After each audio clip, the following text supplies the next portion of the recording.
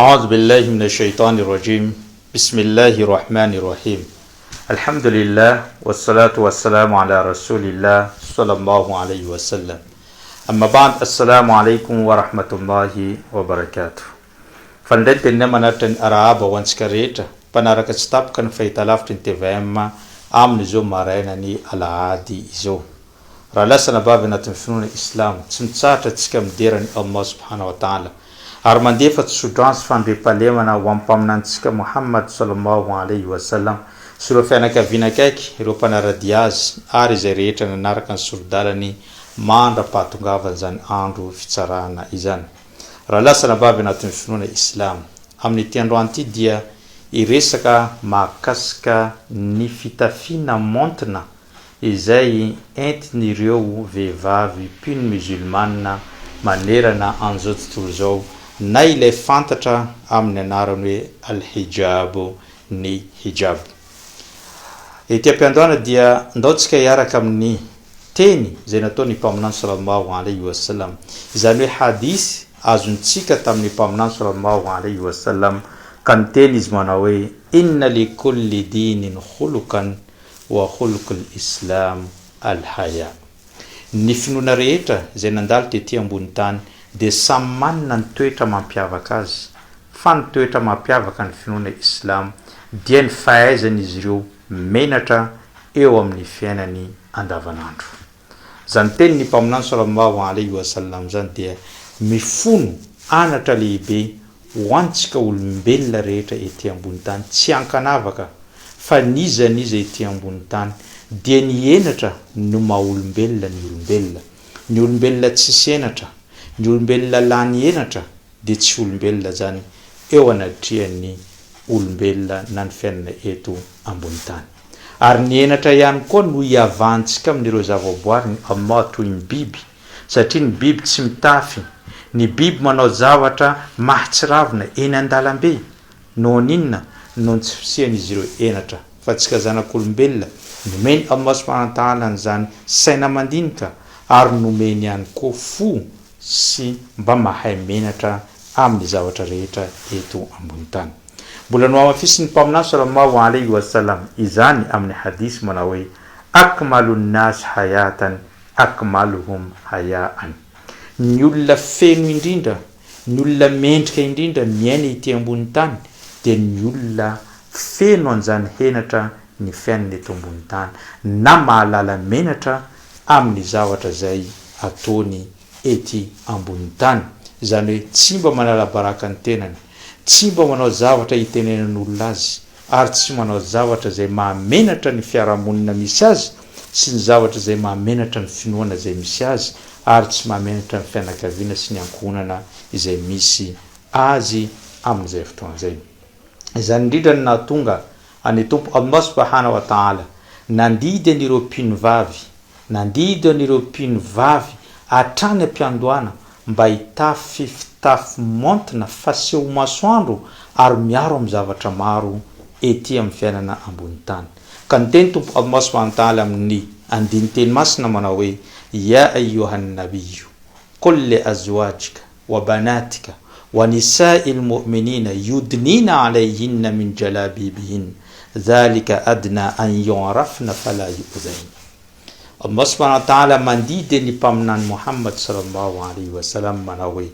o ry mpaminany, teneno amin'ny vadinao, teneno amin'ny zanakao vavy ary teneno amin'ny mpino vavy rehetra maneran'izao tontolo zao mba hitafy ilay fitafy montina no didiny finoana islam ho azy ireo satria izany no entina ahafantarana sy hanavahana izy ireo amin'ny olona tsy mpino. Izany hoe ny fitafian'ny vehivavy izany fitafy hijab na lamba izay montina izany no entina hanavahana ny mpino amin'ny tsy mpino eny an-dalambe satria raha mpino islam marina izy dia mankatoa any tompo Allah subhanahu wa ta'ala ary rehefa mankatoa ny tompo Allah subhanahu wa ta'ala dia manaraka ny didy amandalany avokoa. Zany didy zany dia nilatsaka tamin'ny mpaminany sallallahu alayhi wa sallam tamin'ny taona faharoa hijria izany hoe rehefa nifindramonina ny ala tao Makka i mpaminany sallallahu alayhi wa sallam nandeha nifindramonina tany Madina de tano nilatsaka izany didy mandidy an'ireo mpino islamo ary rehefa nilatsaka zany didy zany de tsy nahita mpino vavy anankiray tsy ny saron-doha tsy nanao lamba montina nanomboka tamin'izany andro izany antany tena atsika hoe fa maninona ary ny mpino vavy no ny didina mba hitafy montina eo anatrehan'ny fiainany eto ambony tany valiny dia maromaro anisan'ny voalohany amin'izany dia fankatoavana any Allah subhanahu wa ta'ala raha vao miteny tompo Allah subhanahu wa ta'ala dia manatanteraka avy hatrany ny mpino anankiray satria nahoana tompo Allah subhanahu wa ta'ala nametraka an'io didy io tsy olombelona tsy anao tsy zamy nametraka an'izany didy zany fa tompo Allah subhanahu wa ta'ala avy amin'ny lanitra fahafito any amin'ny faratampony ary izy no nanamboatra ny zanak'olombelona mahafantatra ny mety sy ny tsy mety amin'ny fiainantsika eto ambony tany ka nahafantatra izy fa ny vehivavy no tokony tafy montina ka ny fankatoavanao ny didin'izay tompo Allah subhanahu wa ta'ala zay dia ilazananao fa mpino anao ary mpankatoany Allah subhanahu wa ta'ala ary mpanompony Allah subhanahu wa ta'ala marina ianao amin'izay fotoana zay satria tompo Allah subhanahu wa ta'ala bo miteny any ao anatin'ny boky masina al-Qur'an Karim manao hoe wa ma kana li mu'minin wala mu'minatin idha qada Allahu amran an yakuna lahu al-khiyaratu min amrihim tsy misy hoe Allah subhanahu wa ta'ala ny mpino lahy na mpino vavy rehefa tompo Allah nanome didy na irakany na ipaminany zany namoaka didy de tsy manan-tsafidy intsony izy ireo fa manatanteraka an'izany zavatra zany avy hatrany zay no ahafantaranao tompo Allah teny mitafianao montina nitafy montina anao ary zay mbola veriko ihany iavana amin'ny biby satria ny biby tsy malala menatra no sady tsy mitafy famboridana ary zany ihany koa ny olombelona tany aloha mbola tsy nisan'izany lamba zany ka ny ravikaso no nanaovan'izy ireo lamba fitafy tamin'izany fotoana zany ka misy ampany amin'olona miteny hoe ny fitafiana montina na io lamba mirebareba io dia mamerina anao any amin'ny taloha tsy marina izany tamin'ny taloha dia ravikazo no hitafian'olona na odina biby no tafiana fa rehefa navitana amin'amboatra ny lamba ny zanak'olombelona dia lamba no tafian'izy ireo ary zay mitafy montina no mendrika omemboninahitra amin'ny toerana anankiray zay ny teboka voalohany fa maninona ny mpino vavy no didiny tompo Allah subhanahu wa ta'ala satria izy ireo mpino ka mankatoa ny didy izay nalatsaka ny Allah subhanahu wa ta'ala ny teboka faharoa dia amin'ny finoana islam ny vehivavy manana toerana manokana ho azy tsy mitovy amin'ny finoana hafa ary saiko mitena an'izany fa amin'ny finoana islam nomena toeram-boninahitra ambony tahaka ny diamant sy ny volamena no toeram-boninahitra misy an'izany vehivavy zany ka fanontaniana mipetraka aminao raha ohatra ka manana zavatra sarobidy ianao volamena na diamant aiza no ametranao azy mino ao fa atsika rehetrarehetra eo hamaly ity teny ity hoe raha ohatra ka manana volamena na diamant de tsy maintsy ataoko any amin'ny chambre na any amin'ny efitrano zay atokisako indrindra mba tsy spiditra na mpangalatra ary ao anatin'izany efitrano zany mbola ataoko ao anatina armoire ary tsy vitany hoe izy anatin'ny armoire mbola fonosako atao anatin'ny boaty ary tsy vitan'izany fa fonosana coton izany mba tsy ivadian'izany zavatra hafa ka maninona ny diamant sy ny volamena misaromanao tsara napetraka amin'ny toerana tsara mitovy amin'izany ny vehivavy eo anatrehan'ny finoana islam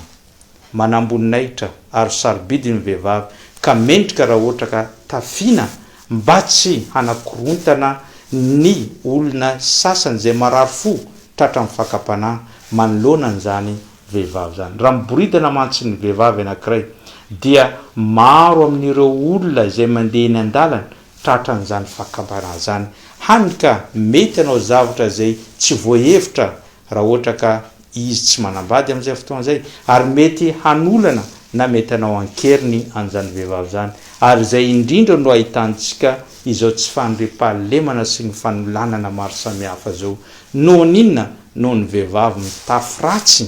no mahatonga an'izany rehetrarehetra zany ka ny finoana islam efa nahatakatra an'izany hatranam-piandohana ary zay no nandidina n'ireo mpino vavy mba hitafy montina manoloana ny fiarahamonina izay misy azy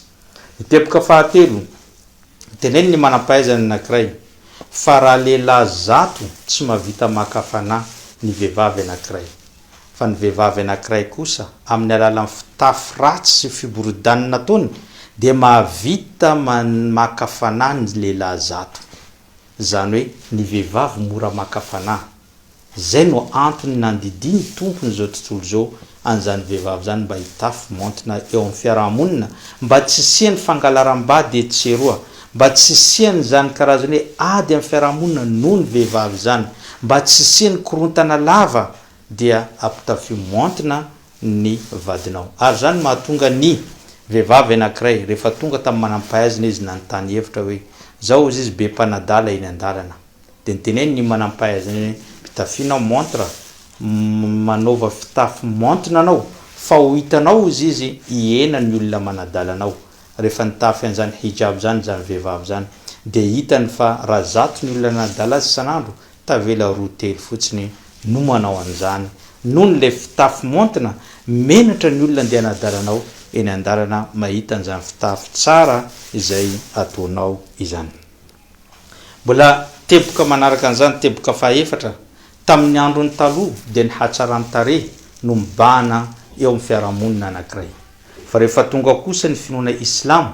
dia nanova an'izany fomba fijery sy fomba fihevitra izany fa ny fanahy sy ny toetra no zava-dehibe eo amin'ny fiarahamonina anankiray fa tsy ny hatsarany tarehy. Ary ny toetra ny maha-olombelona ny olombelona anankiray, ary ny fanahy ihany koa ny maha-olombelona anankiray. Ka novany izany zavatra izany, zany nahatonga hoe tafina ny vatanao, tsy andeha aderadera ireny vatanao reny fa ny fanahy no mitondranao ety ambonin'ny tany. Ary ihany koa fanontaniana mipetraka ho antsika lehilahy, anao manambady, manana anabavy, manana reny, tsy mba menatra ve ianao ny vadinao, ny reninao, ny zanakao vavy mivoaka eny an-tokotany amina fitafy miboridana ho hitan'izao tontolo zao, ary tsy vitany hoe ho hitan'izao tontolo zao fa adalain'ny olona isan'ny metsika manome tsiny venao amin'ny farany raha ohatra ka sendra misy an'izany karazany tratra amin'ny fakapanahy iray amin'ireo olona zay nitenentsika reo, haiko fa hanome tsiny ianao nefa nitadidio fa avy aminao tsy nampitafy montina n'izany vadinao sy ny zanakao ny reninao zany nahatonga an'izay zavatra rehetrarehetra zay. Metezanao ho sary-piaro amin'ny vadinao, metezanao ho sary-piaro amin'ny zanakao vavy, metezanao ho sary-piaro amin'ny reninao, ary ampitafy montina izy ireo mba ampilamina an'izany fiarahamonina izay misy atsika izany. Ary tadidio raha lasana vavy anatin'ny finoana islamo fa tamin'ny tantarany mpaminany sallallahu alayhi wa sallam dia nandroaka foko anankiray izy ireo tao Madina noho ny fanaboridanina mpiny islamo anankiray, satria efa nisy foko tao Madina, zany hoe fokondreo jiosy izay mifanaraka tamin'ny mpaminany fa tsy anao na tsy hifamono, tsy hiady ary tsy fanala baraka, saingy ireo foko ireo no nanala baraka mpiny vavy islamo anankiray rehefa nandeha niatsena dia nifatoran'izy ireo ny hijab na n'le fitafiny zany vehivavy zany nofatorany tetỳ amin'ny lohany, ka rehefa nitsangana zany vehivavy zany dia ny boridana hita avokoa ny enatra ny ray manontolo. Ka niantsoantso mafy zany vehivavy zany hanika mpaminany sallallahu alayhi wa sallam nandray fepetra nandroka n'ireo foko reo miala eto fa ny fiainana eto dia fiainana fifampitezana, fiainana fifanarana fa tsy fanaboridanina ny olona mitafy montina izany no atao eto. Zay no zavatra zay nataony mpaminany sallallahu alayhi wa sallam. Ka ho antsika mpino islam, indrindra ianao anabavinay, ianao reninay, ianao vadinay,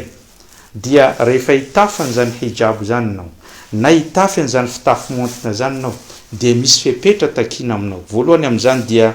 ny hijab na ny lamba zay ataonao dia tsy tery na manara-batana, satria tsy misy maha-hijab azy raha ohatra ka manara-batana izany hijab ataonao zany, fa mila malaladalaka ary tsy vitan'olona mandrefy ny vatanao raha ohatra ka anao an'izany hijab zany. Zay no fepetra voalohany. Fepetra faharoa dia mila lava izany ary manakona ny vatanao iray manontolo, zay no antsoina hoe hijab. Ary ny fepetra fahatelo dia tsy mba manify izany lamba zany ka tazana avokoa ny ao anatiny, zany hoe tsy mety zany ny manao hijab anao lamba lava tsy tsy manara-batana fa manify tazana avokoa ny zavatra rehetra ao anatiny zany dia tsy hijabo fa mila matevitevina mba tsy ho tavizana ny zavatra rehetra ao anatiny ary raha sendra lava ilay hijabo dia tsy mila vaky satria raha ohatra ka mila vaky mety mamoaka ny ilan'ny tongotrareo zany tazan'olona avy aty ivelona vomaika mitondra zany fakapana zany ny lamba lava nefa misy vaky eo amin'ny sisiny zay ngamba no afatra tiako ampitaina tamin'ny fandaharana tamin'ity fandaharana zay narantsika ty ka isorako anao nanaraka an'izany atranam-piandohana ka hatramin'izao fiafaran'izao tena kosa dia mametraka mandrapita fa ho amin'ny alahady herinany toy izao wassalamu alaikum wa rahmatullahi wa barakatuh